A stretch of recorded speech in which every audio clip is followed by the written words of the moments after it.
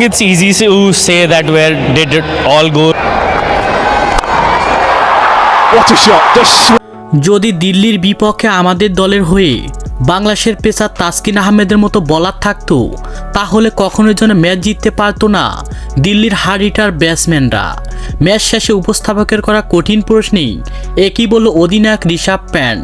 হ্যাঁ দর্শক, বিস্তারিত জানান পুরো ভিডিও জুড়ে।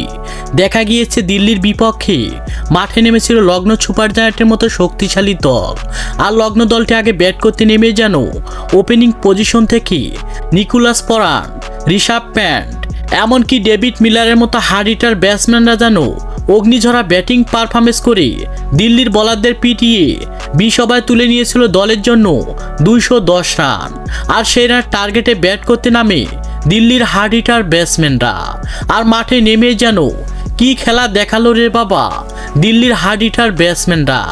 একেবারে যেন লগ্ন সুপার জায়ান্টের বলারদের তুলো করে পিটিয়ে শেষ পর্যন্ত অবিশ্বাস্যভাবে ম্যাচ জিতে গেল দিল্লির মতো শক্তিশালী দল। আর দিল্লির মতো দল টান উত্তেজনাভাবে অবিশ্বাস্যভাবে ম্যাচ জেতার পরে যেন উপস্থাপকের করা কঠিন প্রশ্ন অধিনায়ক ঋষভ প্যান্ট বলে, যদি আমাদের দলের হয়ে তাসকিন আহমেদের মতো দুর্দান্ত বলার থাকতো তাহলে যেন কখনোই ম্যাচ জিততে পারতো না দিল্লির মতো শক্তিশালী দল। তো দর্শক, আসলে কি পারতো না তাসকিন আহমেদ থাকতে দিল্লির মতো দল ম্যাচ জিততে? সে বিষয়ে আপনাদের গুরুত্বপূর্ণ মতামত জানাবেন আমাদের ভিডিওর কমেন্ট বক্সে। ধন্যবাদ।